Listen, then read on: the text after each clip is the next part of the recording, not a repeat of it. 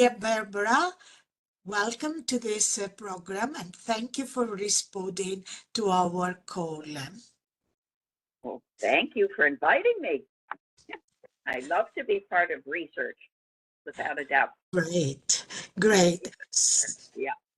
So, dear Barbara, we'll start with the very early beginnings of your experience on Earth. When were you conceived, then born? What was the time element over there? When was it? I was born in 1945, and I was born in March. So I bring in spring every year. And from what I see from my baby book, I gave my mother a long labor, and then I was deciding, do I really want to go? Do I really want to go? And then I decided, yeah, I'm ready, and boom, I was born. I did a regression with Judith Weaver, and that's what she found. She found that I hadn't had medication, that I worked at it, and I came into the world.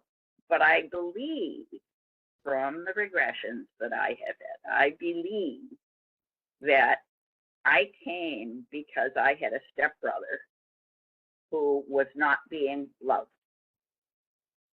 And that was my purpose of being here, so that I could love him. Right. I had an older sister. Yeah, I had an older sister. And once she came into the family, Gary had been adopted, and it was his voice that I heard in the womb. I didn't hear my parents' voice. I heard his voice. Be my friend. Be my friend. And I had no idea at that time how important that knowledge was at the time. Mm. When I was 5, they gave him back to the orphanage.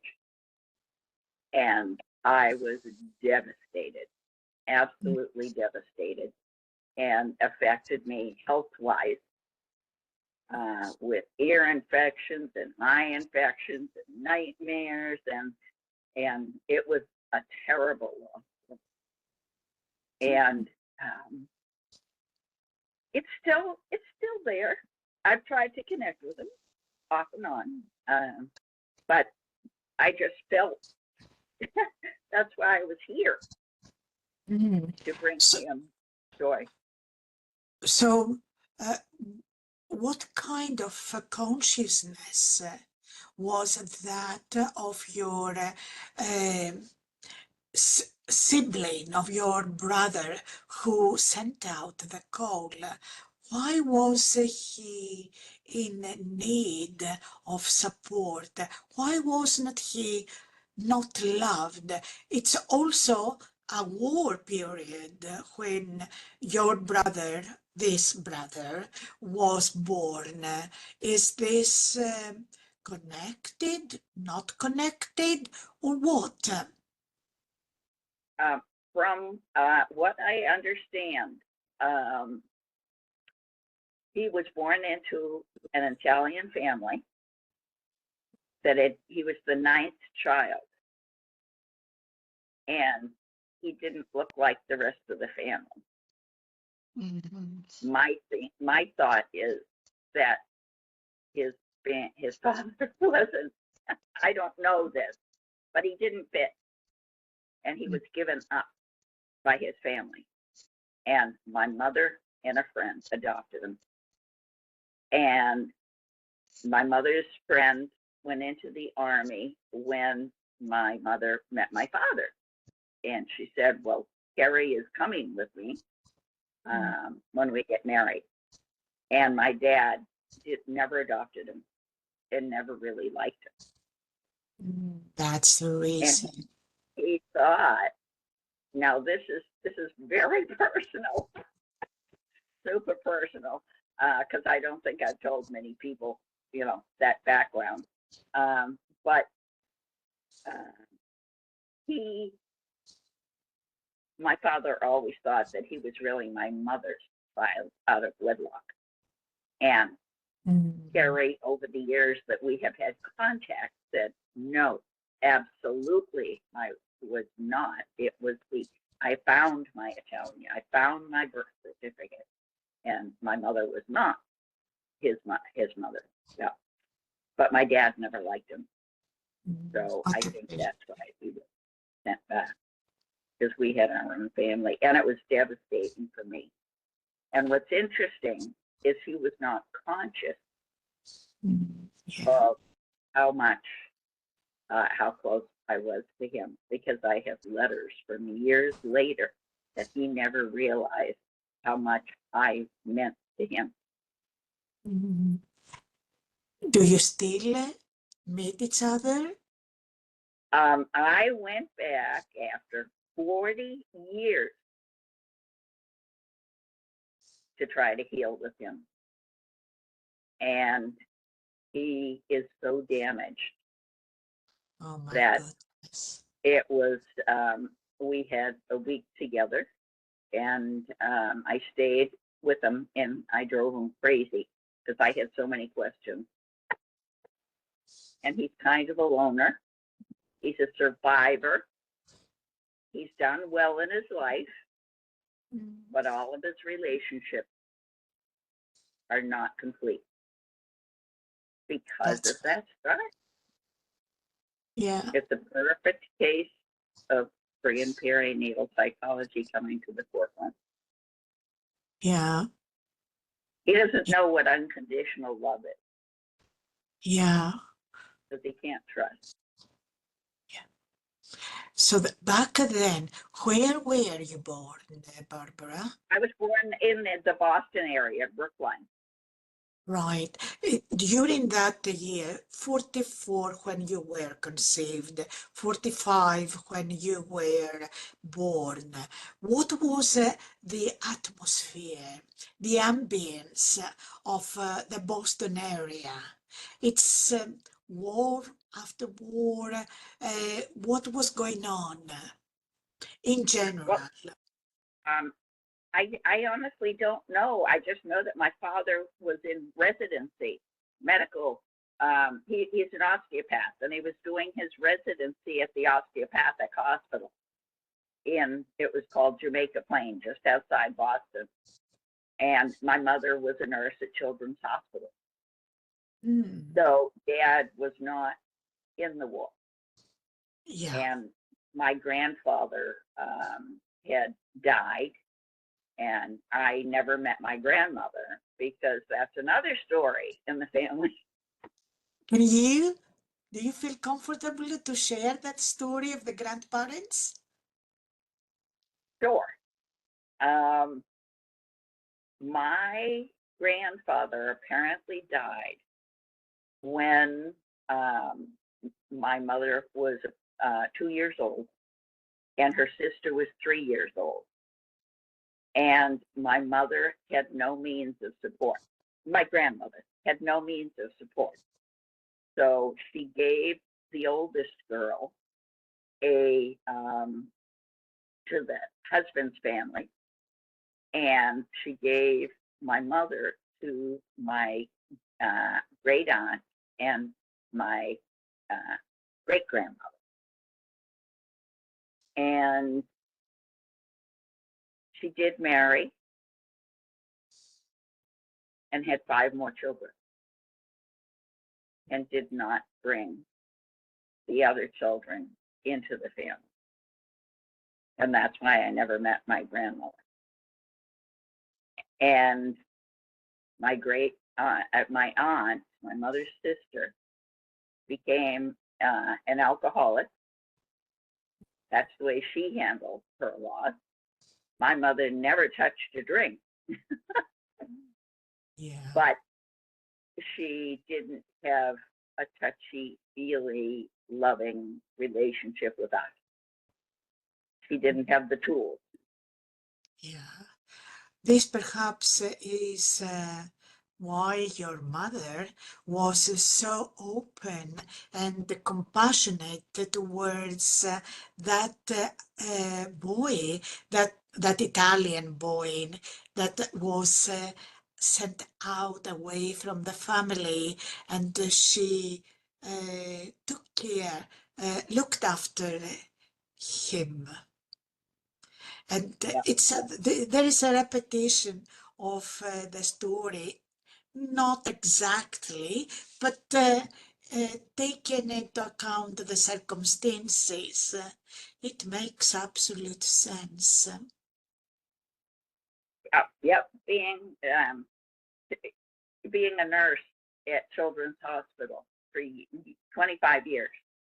She worked there, and it was always in the pediatric field, and and so she was able to do that with the patient, Yeah, but not with, not with us.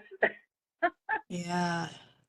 As you said, it wasn't very easy. It is not very easy if you don't experience this care and attention and love first place. And this was about the maternal grandparents.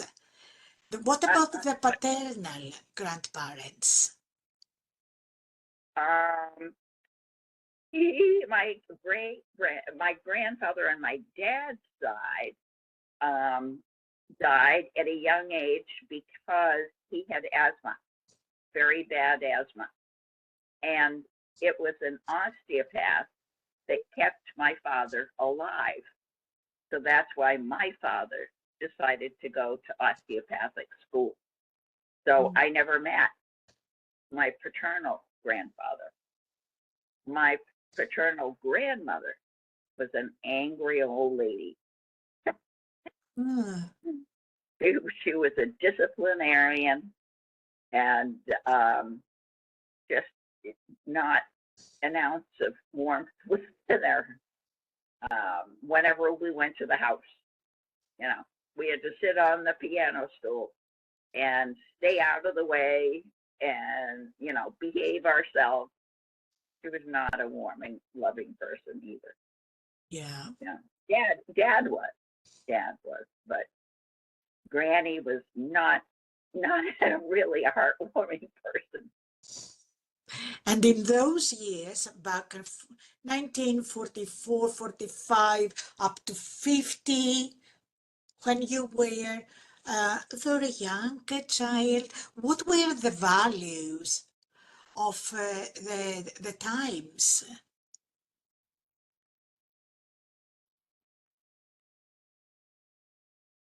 I can't answer that because those years, those years we were just starting school. Um, I the war didn't come in as a picture. Dad, Dad didn't take care of people that came back from the war. Dad usually took care of the firemen and the policemen and so forth. So, and little old ladies would come into the office crippled up. So my field during that time was mainly my parents being in medicine. So I didn't have an influence of any major losses because of the war. Yeah, still, I get, you correct me, please, it's the value of caring or supporting or compassion for the health and well-being of the other humans. Because both of your parents, so in the house, I guess, they brought this one way or the other, nurse, osteopath, meeting people, supporting people, taking care of them. So that was it something that you feel connected from that very early age? Oh, for compassion for others, without a doubt. There is no question. They were, I was taught to be giving from the beginning, but Right. I was still very angry with my mother because I didn't get the loving feelings that I needed at that time. Yes. So, but I had lots of friends, lots of Yes. friends.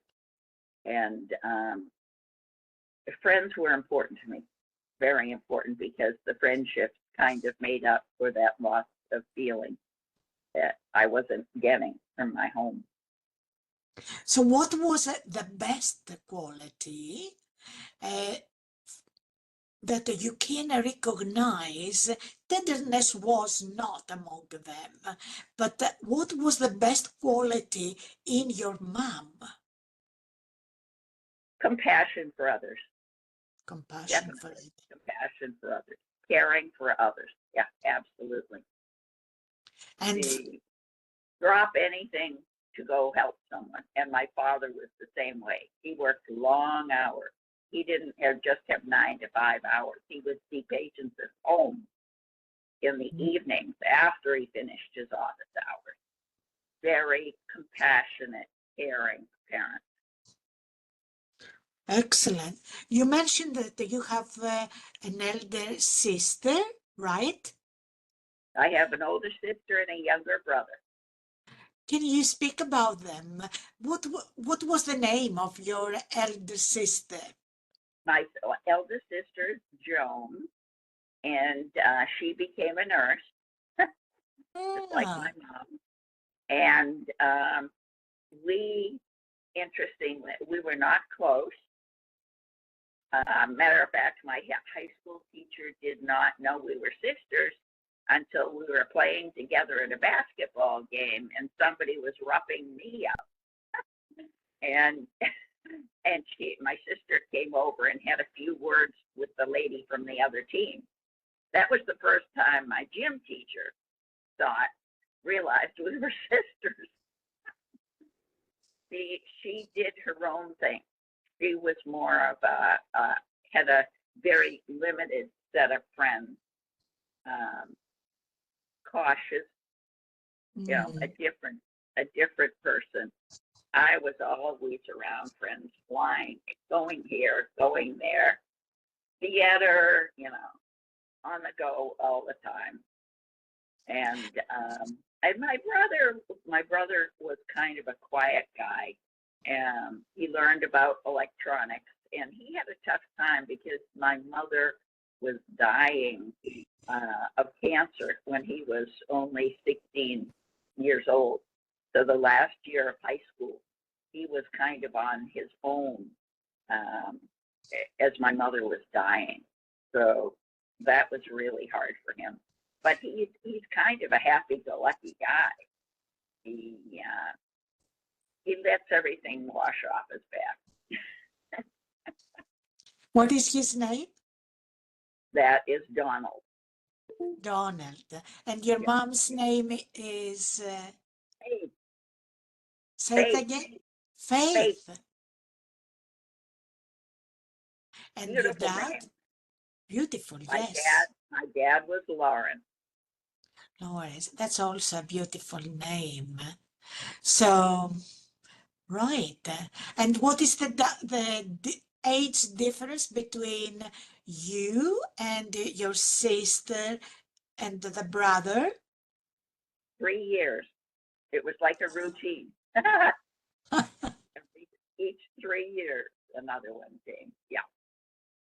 So, are there any stories from your childhood, either with the sister, Jan, or the brother, or anybody else?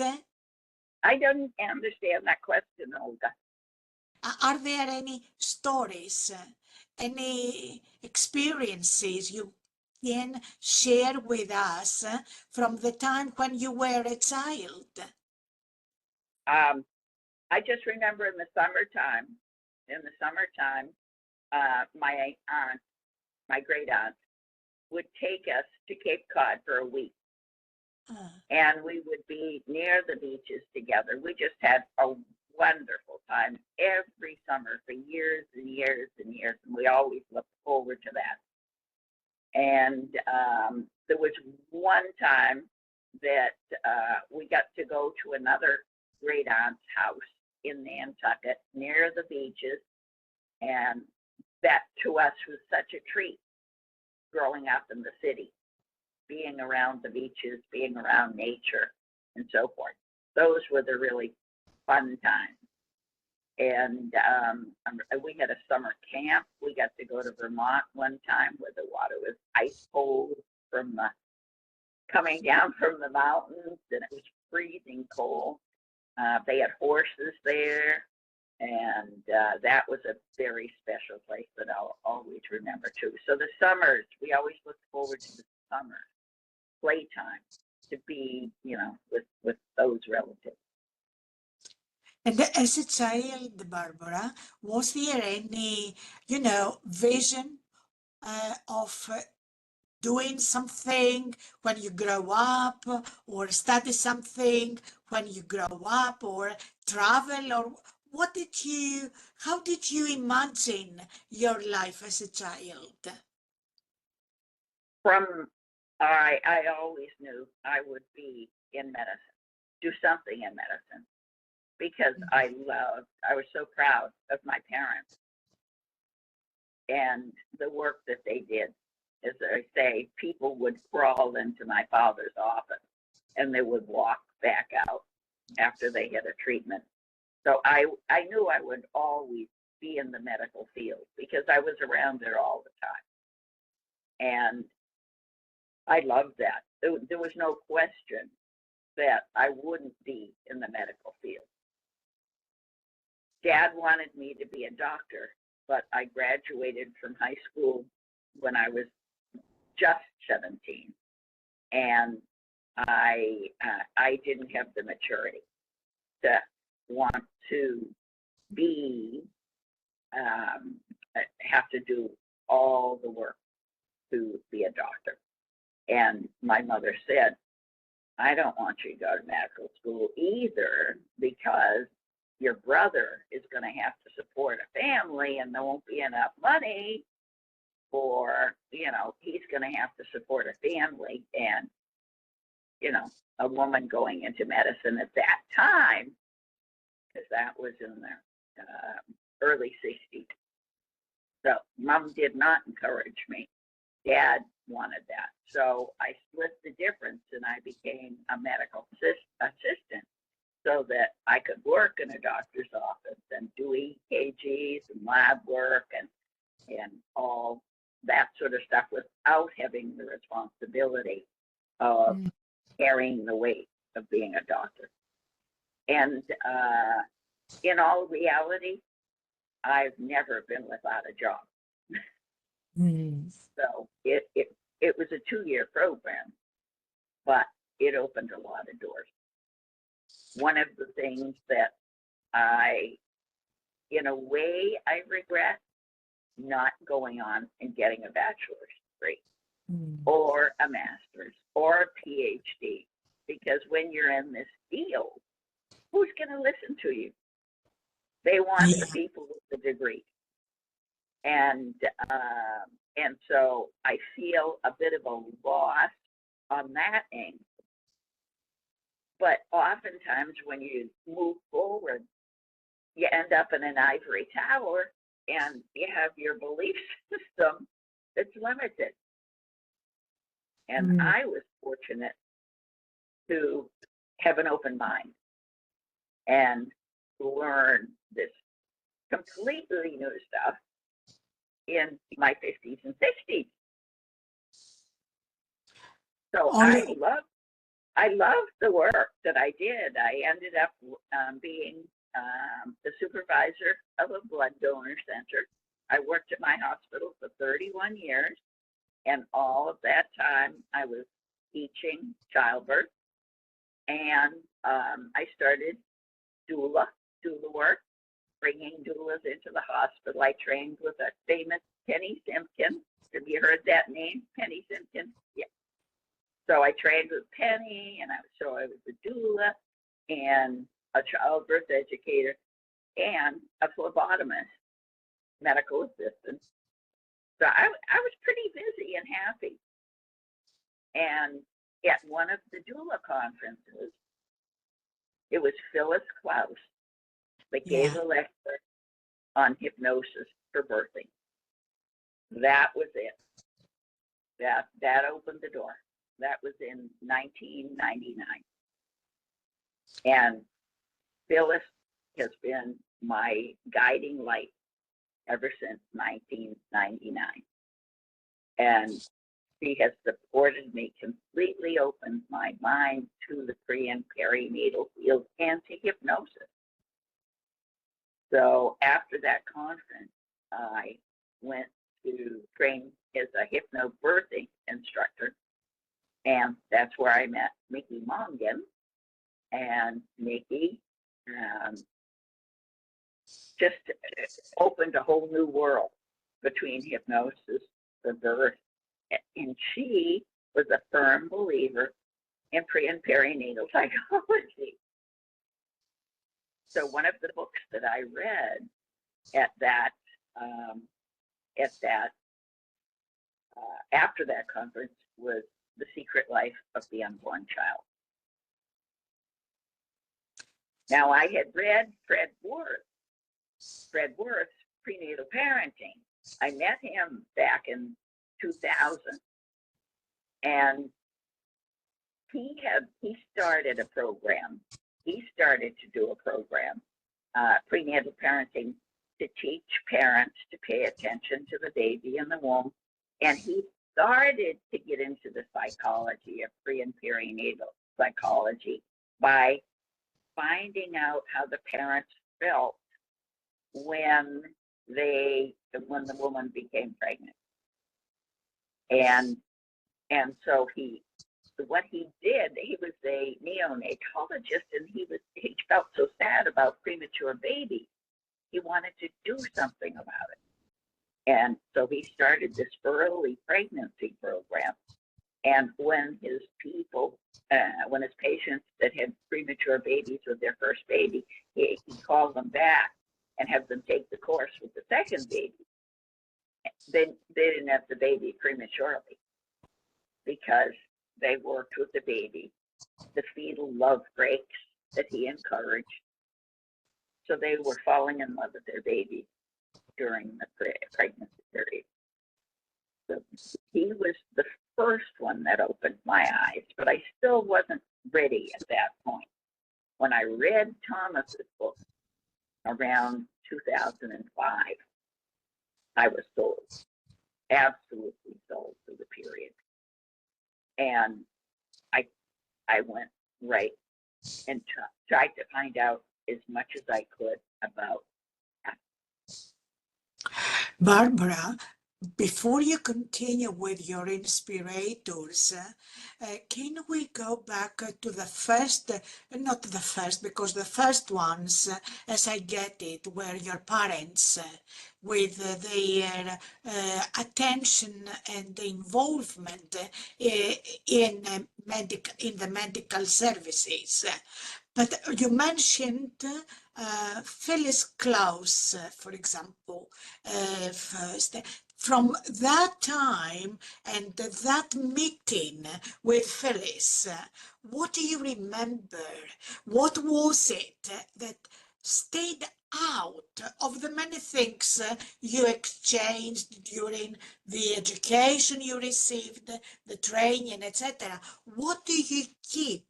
What do you think was the one that inspired you to say, well, that's eye-opening? It was when she did the sessions with us in Toronto in 1999. All she did was give us Relaxa, give us a suggestion. Where is the safest place you have ever been? What do you smell? What do you see? What do you hear? And I went back to my godmother's house.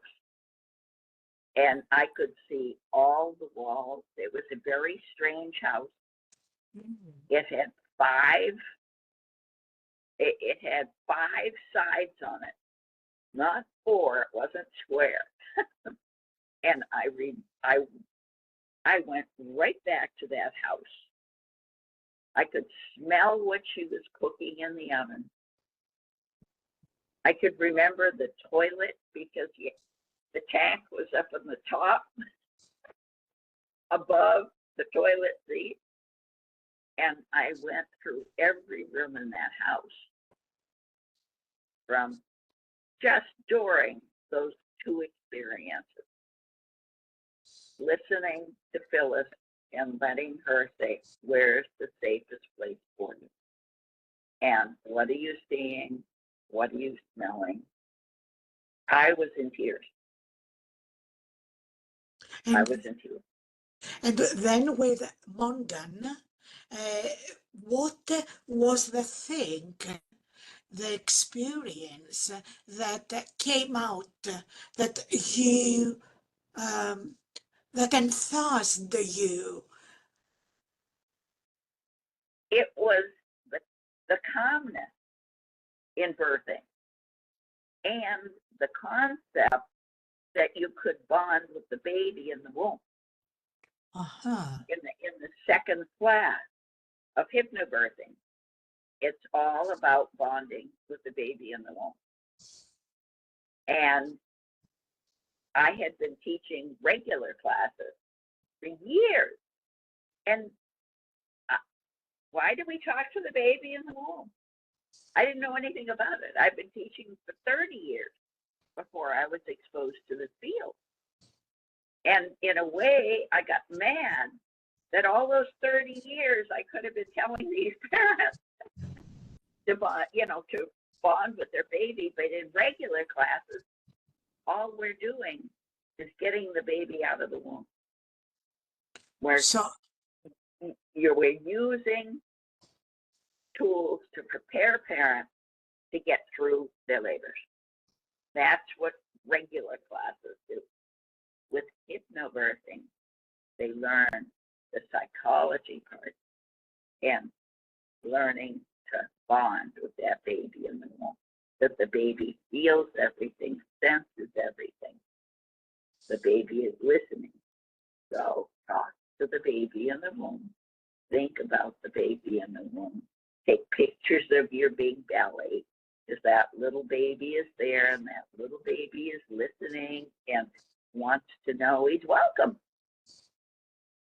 So, Barbara, since you had 30 years in childbirth education for parents, the, let's say, first stage professional support to the parents you gave, and then you had the new understanding. Did you see any difference between the first and the next stage of your own services as a childbirth educator?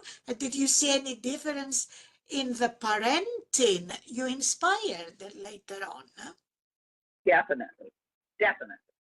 Yeah, using the hypnobirthing, they know to love that baby in the womb, and so they know their babies better when the baby is born.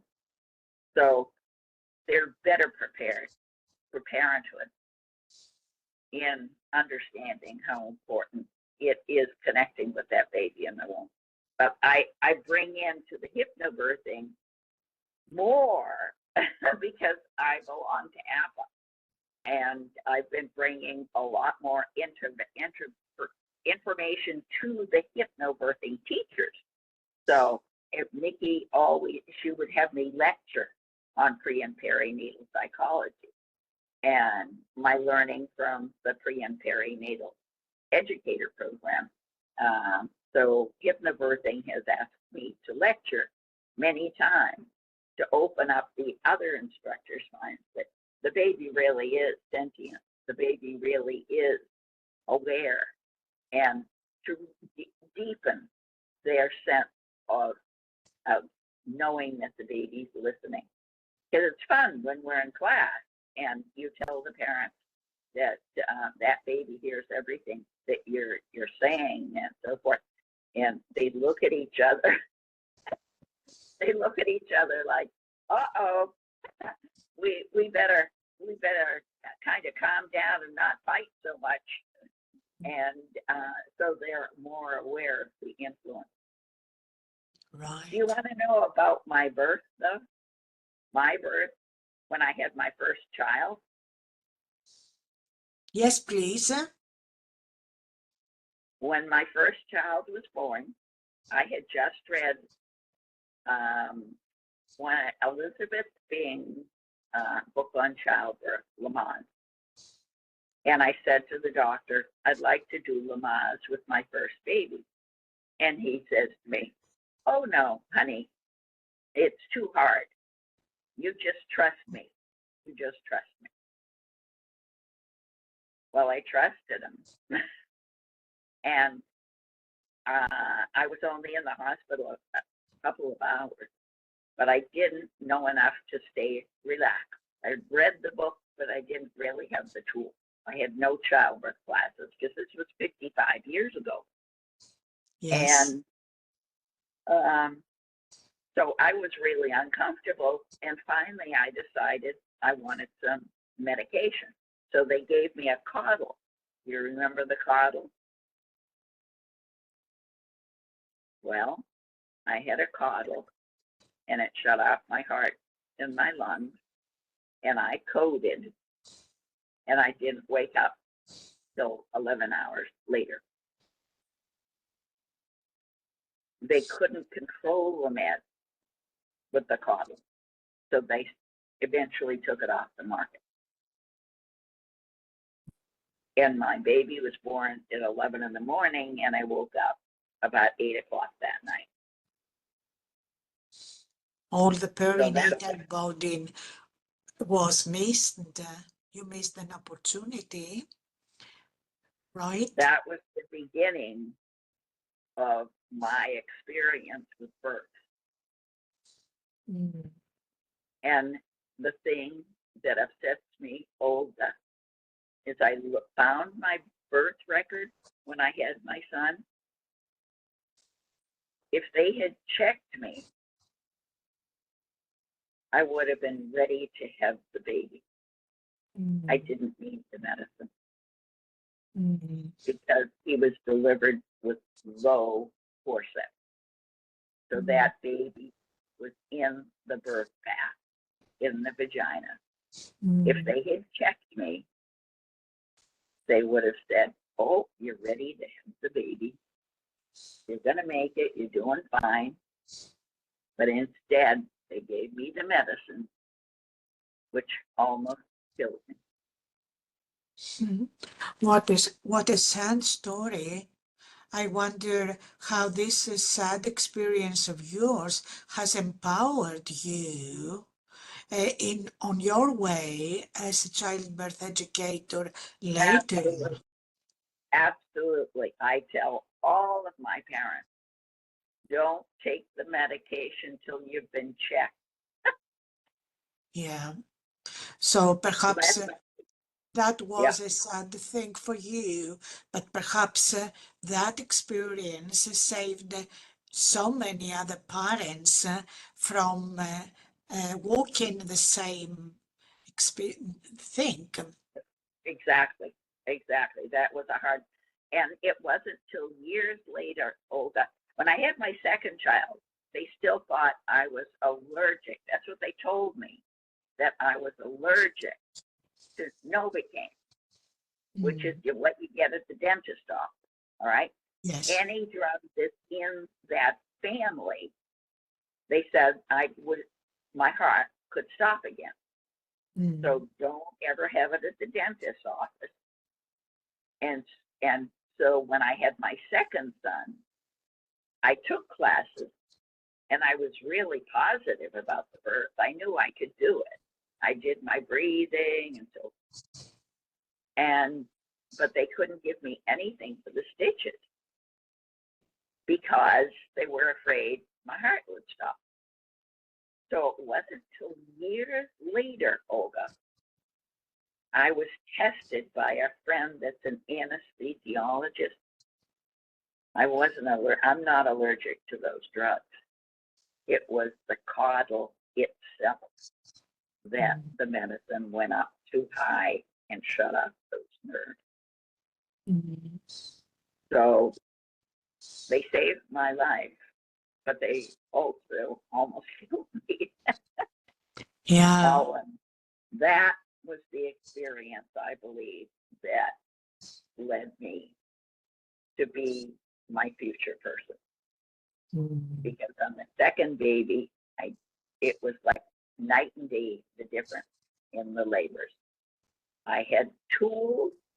I knew how to breathe through the surges, and I, on the way to the delivery room, I was going, I hope it's a girl.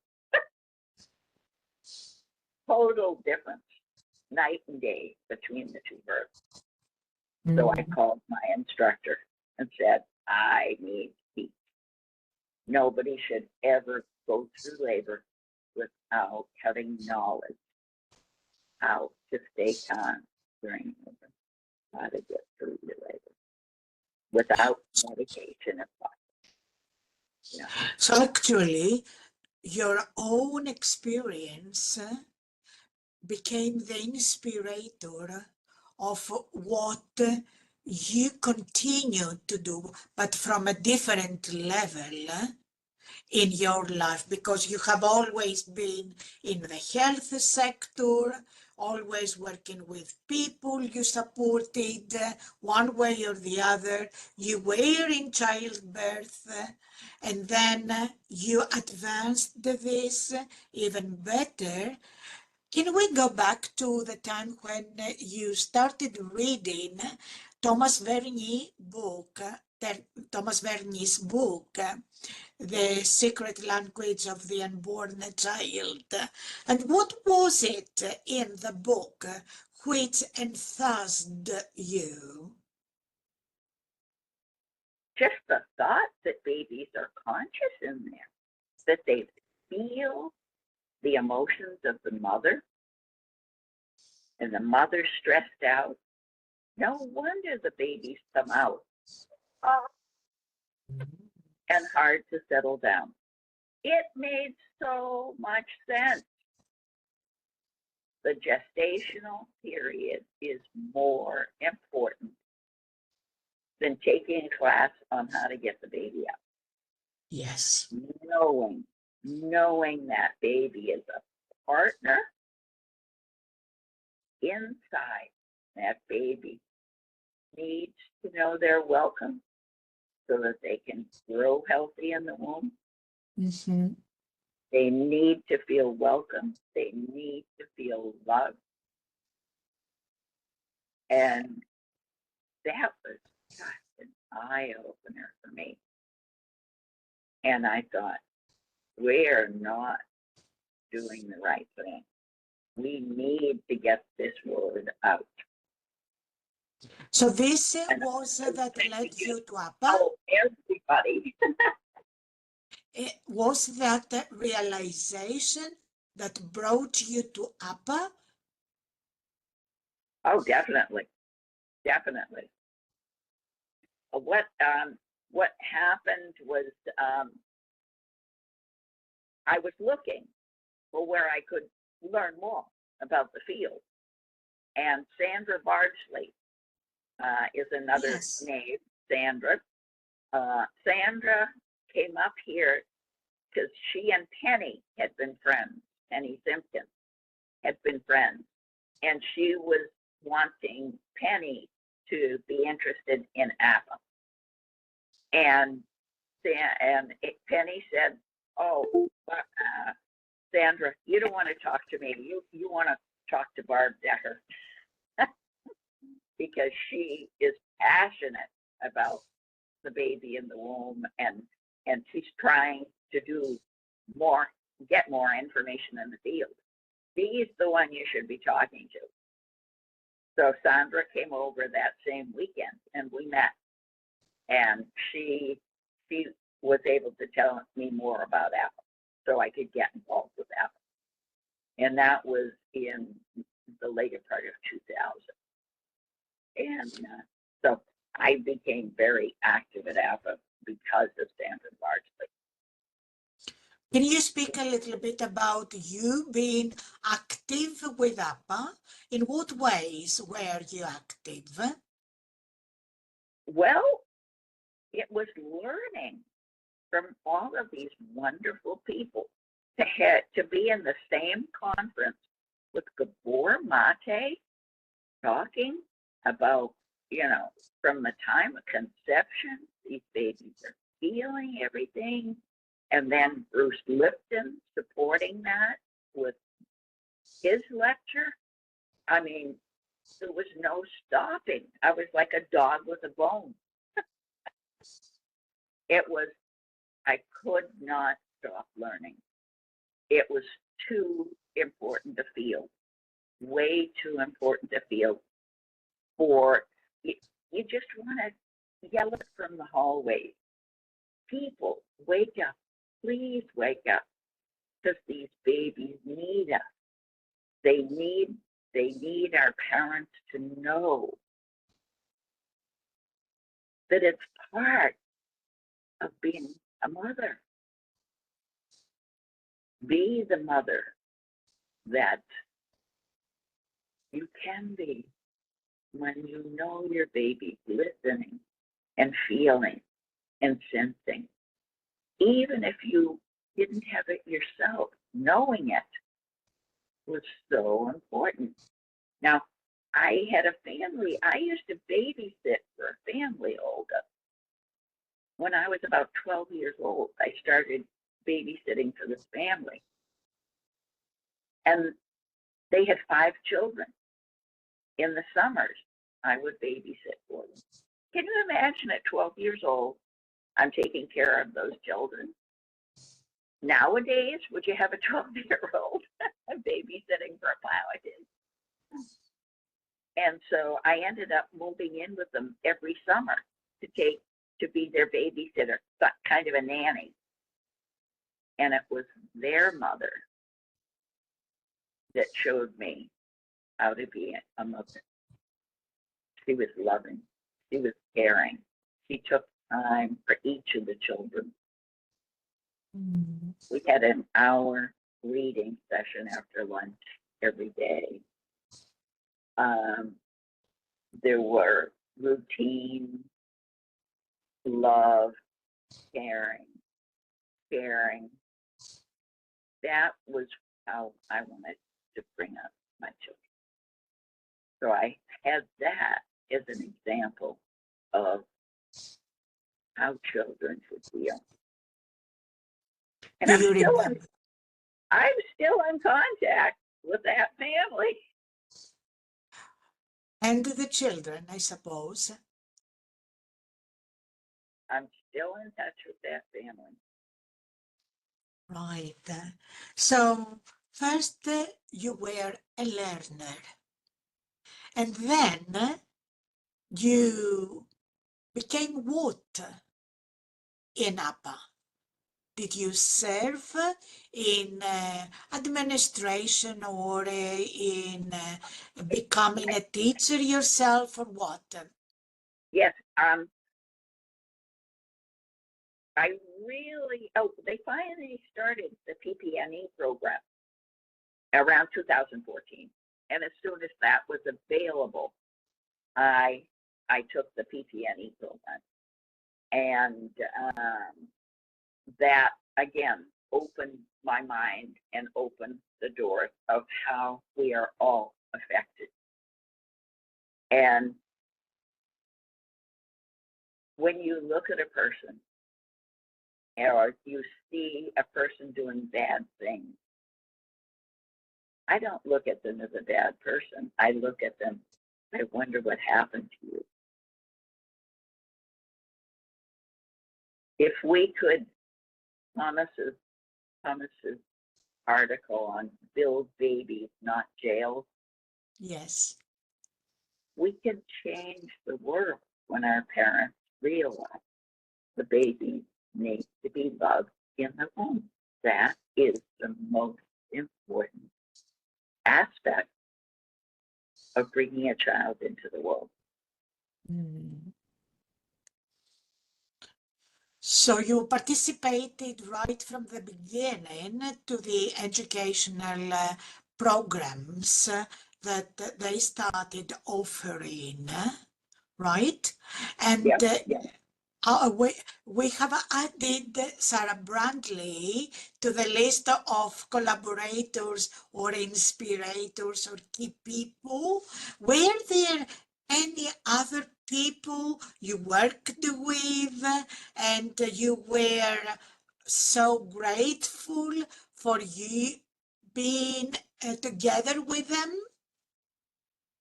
Dennis Hertenstein was, I took Dennis's trauma course for newborn babies because it was a doula. I was there with these mothers when the babies were born.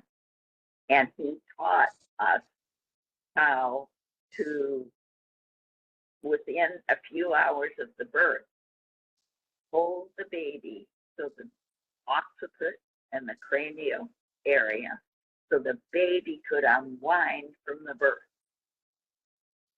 And that I could teach the parents how to do it, to hold that baby, let that baby unwind after the birth.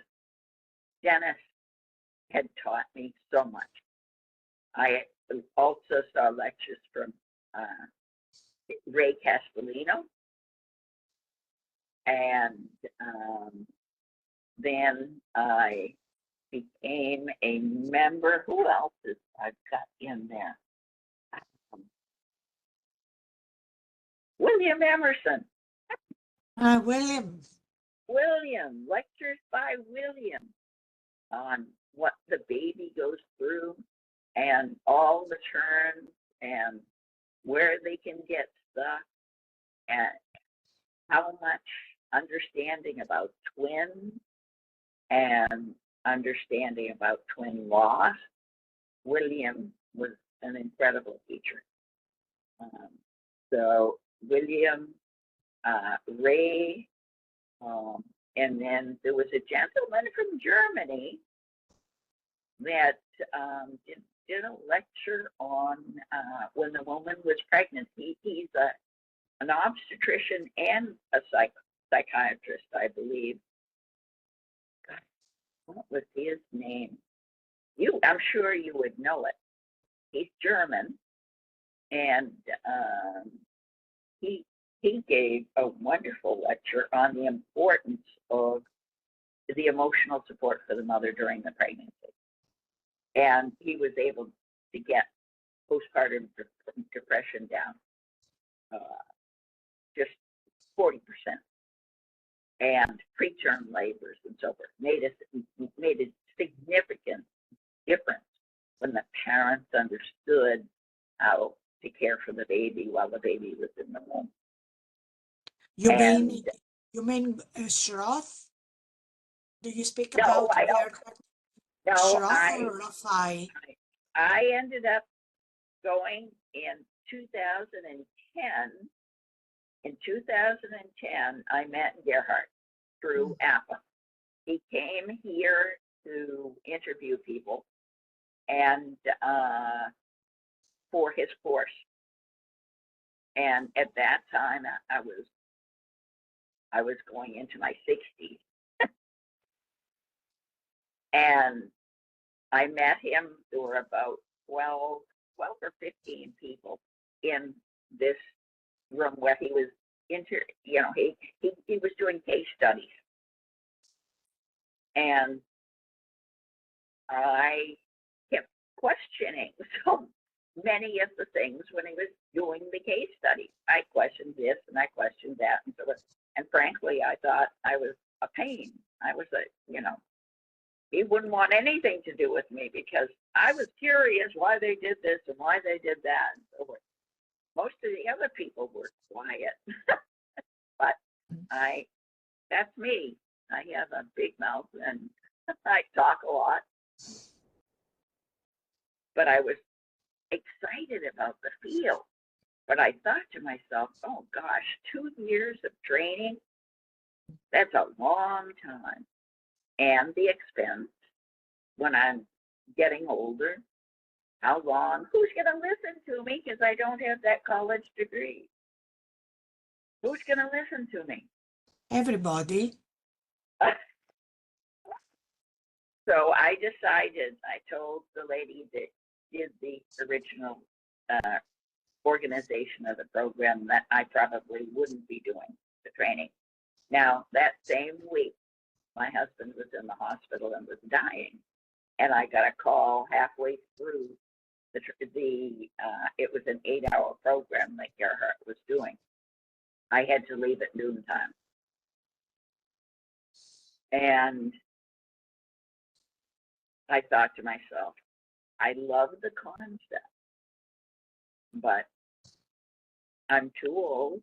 It's too expensive. It'll take too long, and I don't think I can do it. Gerhard calls me from Germany. He says, oh, you are going to take this program. You have curiosity and you have that medical background. No, please, please, you were right.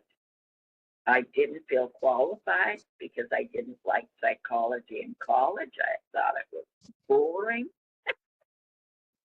But prenatal psychology, that's a different story.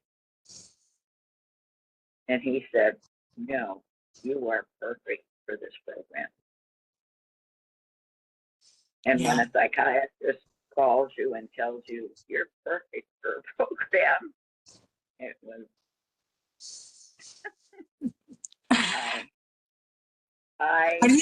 Are you also speaking about Rupert Linder? Yeah, what's the other teacher? Rupert Linder, that's right. And I remember just giving the woman emotional support through the pregnancy changes everything. So when Gerhard called, I found a way to take the program. Yeah. And I have thanked him every day since. Yeah. We finished that program in 2013. The training finished. And I've had the most incredible cases over the past 12, 13 years. I am so honored to have had that training and to help as many families as I have. Even when the parents were told the baby was not viable, we did prenatal bonding. Yes. And the babies have done well. I sent you the cases, just a little synopsis of some of the cases that I had done that really stand out in my mind. And mothers that didn't have good, healthy upbringings and dads and so forth, they learned how to love their babies, and they're great parents. What a gift. What a gift. And I thank Gerhard basically every day as I get up in the morning for opening the opportunity for me to be in the field. And now we have finished and we're going to be the United States trainers. One of the other gals, Rebecca Molitor, and myself are the American trainers. So we will be working and training people in the United States. That is excellent. Yeah. The thing is that Gerhard offered you an opportunity, but you could have said no. So the beautiful thing is that you said, thank you, I'll take it. So that is also a gift you offer to yourself and to the word to the parents or the future generations of children born in such families? Well, Olga, when you're told as a child, you're just a follower, you're never going to be anything, over and over again as a child, you just, I couldn't do anything right in my mother's eyes. My sister could walk on water. I couldn't do anything right. And that's the way I felt for years, that I couldn't do anything right, that I wasn't worth. And Gerhard saw something in me Mm. that I Yeah. was worth. Yeah, that's the gift. When someone, they say that that is the metaphor of the Father's gift, to see in you and trust you before you see yourself and trust yourself. That's the gift of fathers as energy, as an archetype, not as a biological gender. It's been Okay. an honor, such an honor, Olga, to be doing this work and helping these families.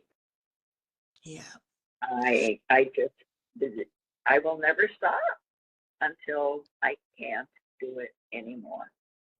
And Oh, you will find a way. oh, I You will know. find a way. You will even tell the stories. When you cannot, when your body does not move, you can still inspire with your stories. So you never know where you will end up uh, some 50 years later. Yeah, yeah. It takes a lifetime to grow up sometimes, Olga. Yeah, yes, that's true.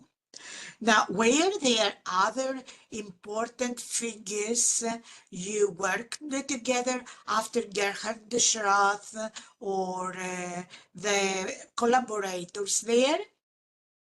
Michael Trout. Ah, Michael Michael, Trout.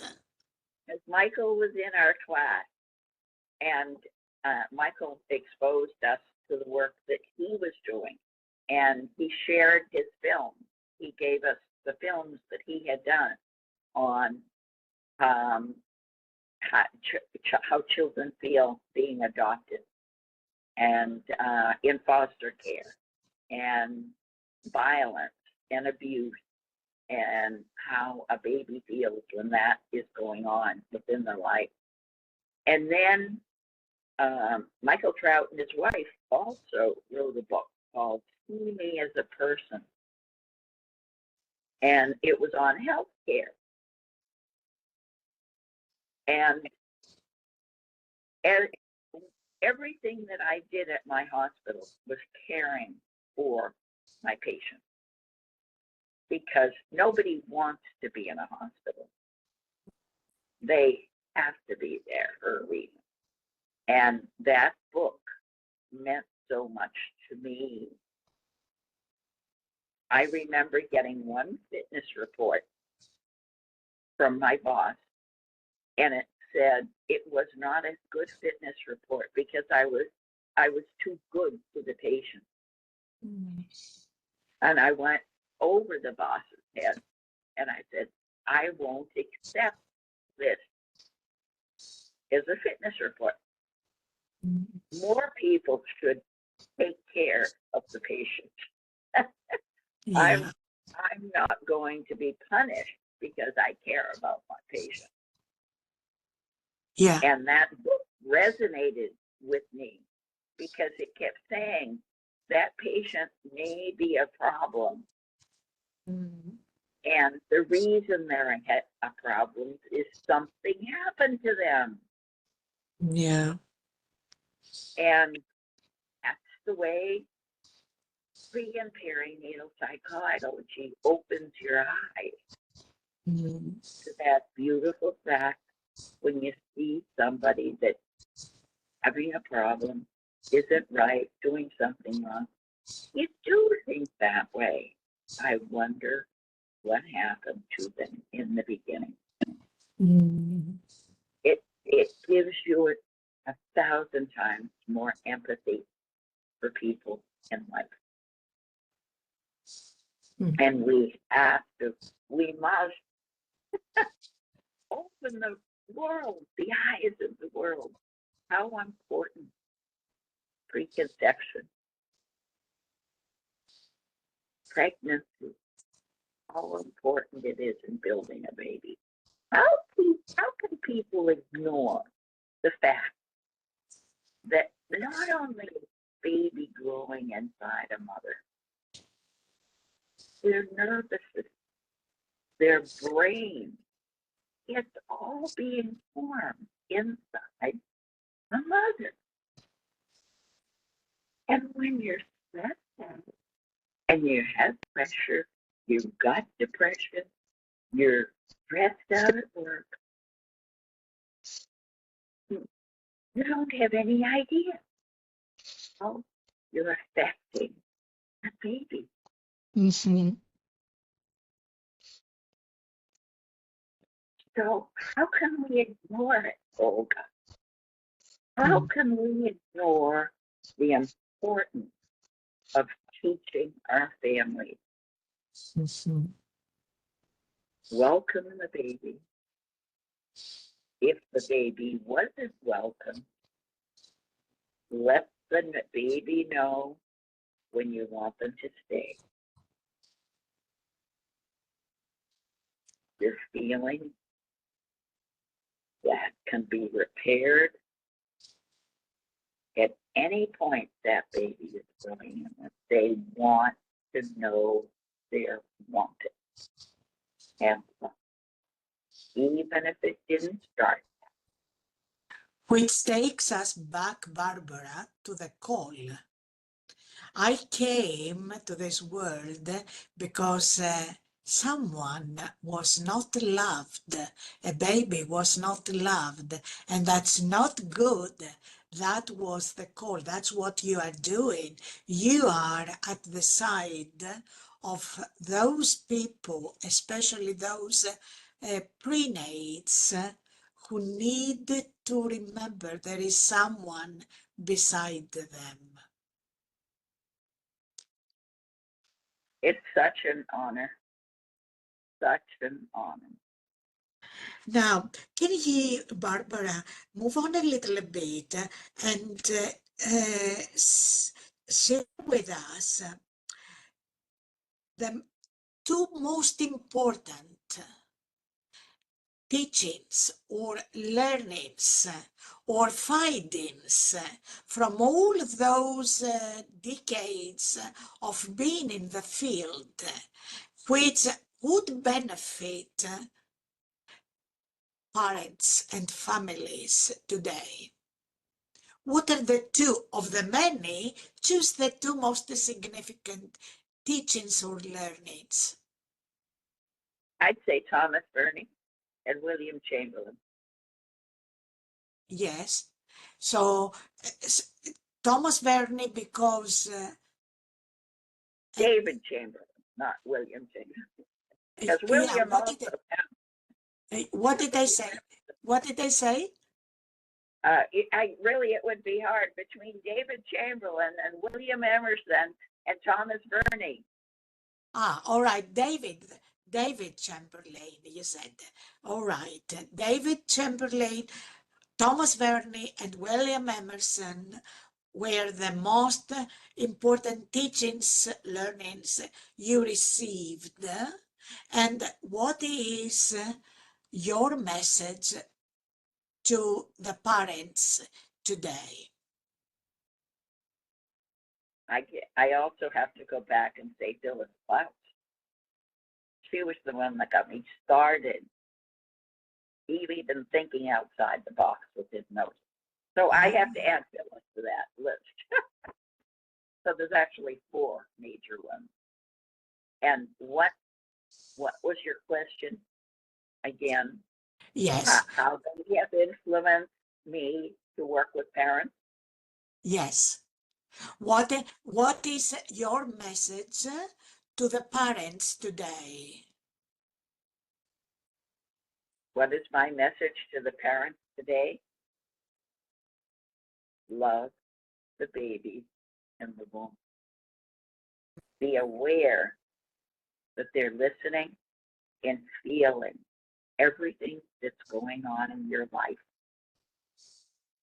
They feel it, they sense it.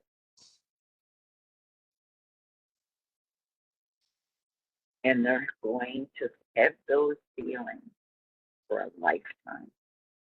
That is the first classroom. That's Excellent. what David said. It is the first classroom for a baby. And very few parents have this information. That's why the passion is strong from every one of us that work in this field. Please listen. This is important. We can change society. We Mhm. can learn to love more. And what would your message be, Barbara, to young professionals in the childbirth field, but also the health field, psychotherapy, psychologists, social workers, nurses, no matter what, pediatricians, obstetricians, what is your message to them? Basically, in school, they don't get this information. And we need to have a better education system so that they have this awareness. There's a teacher, Pam Karen is her name. Pam is teaching this information in high school. If we could teach our children how important it is to be there for one another, the ones in trouble, to figure out why and maybe help them, but to understand that everything starts pre-conception. Knowledge doesn't start at 3 years old. Everyone needs to know that there's a consciousness out there before that baby ever comes into the world. And what would your message be to policymakers, governors, or legislators, or hospital managers, etc., policymakers? What would be your message to them?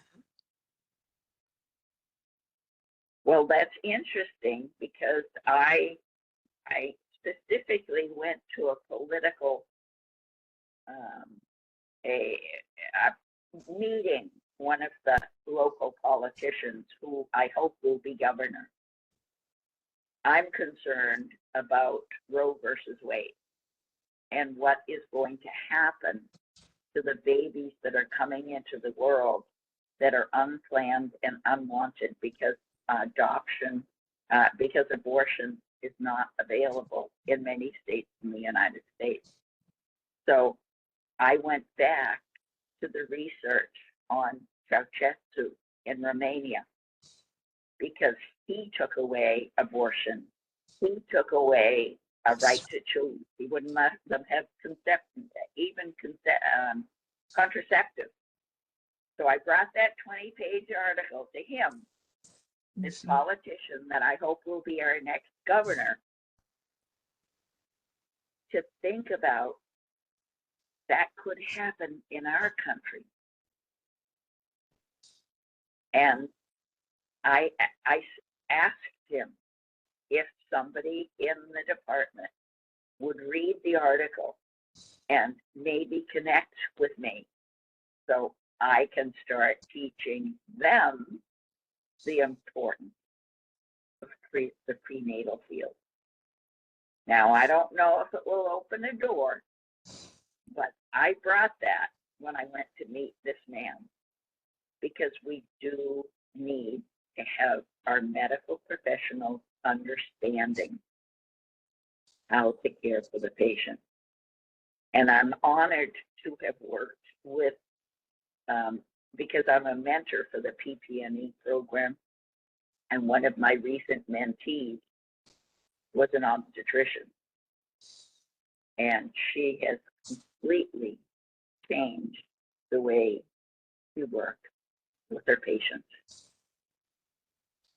Excellent. So anybody that will listen, I'm here to talk. I'm here Excellent. to help them understand how important it is for the mental health of our nation. Society will change if our parents have this knowledge when they're having children.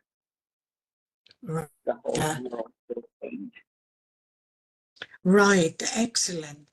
Now, what remains for you to do from your vision, your life vision? What remains to be done in the years to come?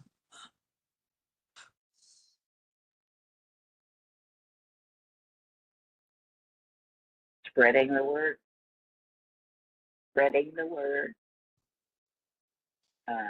increasing APA's membership, gathering all of us together that are in this field to help the rest of the world understand how important building a baby and loving a baby can be. Barbara, Okay. and because in the future we see artificial intelligence, technology, genetic engineering, engineering babies, etc. What do you think needs to be done now in the present so that we develop and evolve and not go back?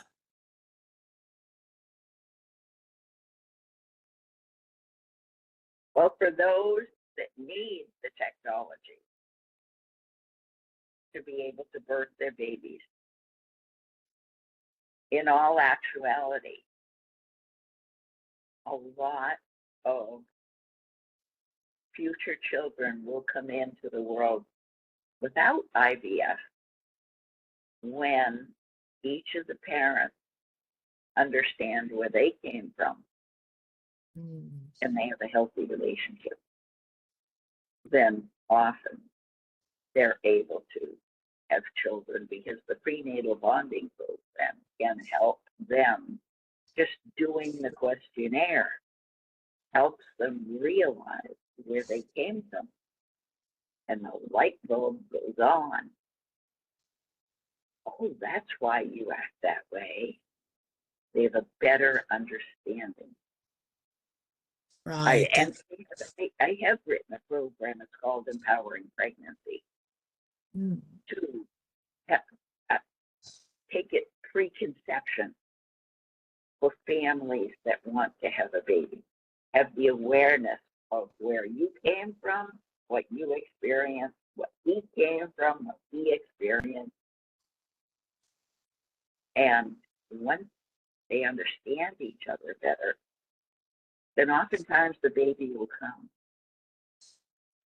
Excellent. For those that need the other technology, it's a challenge because in each of these different methods, there's a sensation for that little one coming into the world that we need to pay attention to. An awareness that they, when they've come from different methods coming into the world, we must be ready to help those children understand how they came into the world and watch for certain signs as they're growing up. Thank you for that. Is there anything that you would like to add and which I did not bring up in our conversation?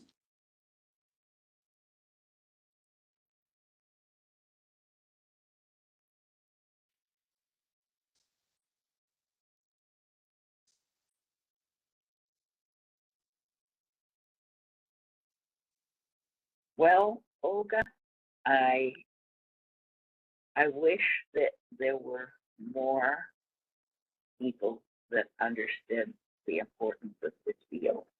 And it is expanding.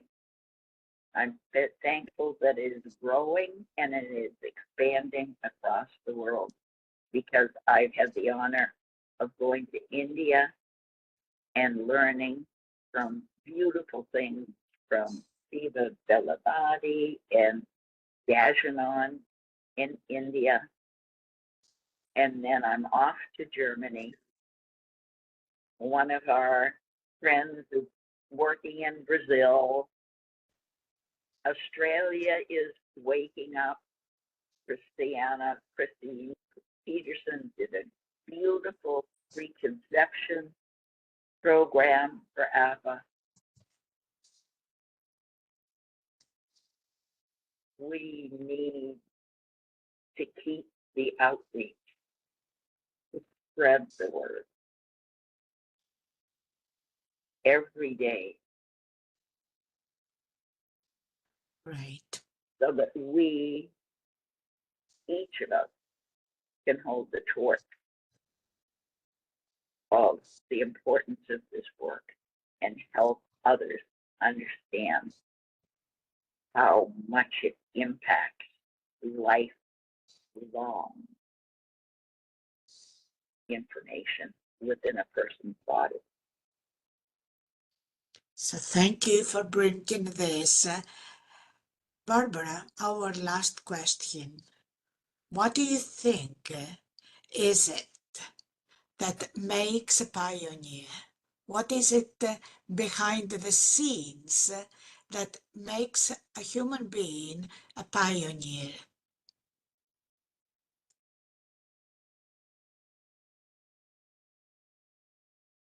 When there's new information out there that is going to help the health of society. Now I'm going back to my childhood to say this, Olga. In aptitude testing, I was told I would never be a salesman because I would not sell an Eskimo a refrigerator. So they said, you'll never go into sales.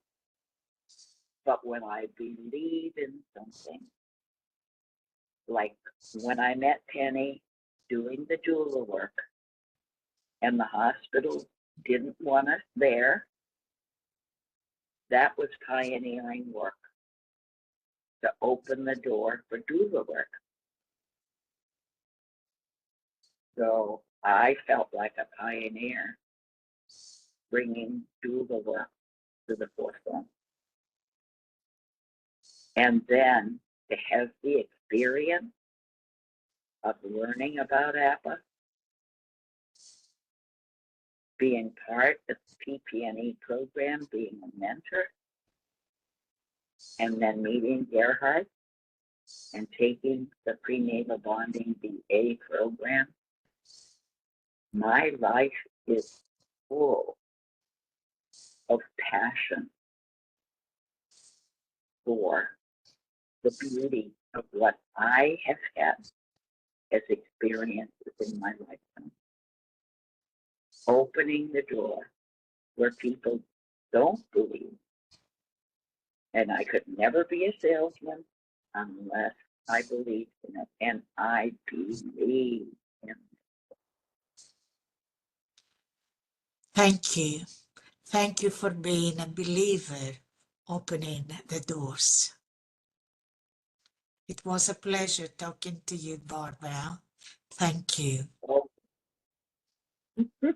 thank you for this chance to talk about all these wonderful people that have opened my eyes to the beauty of this world.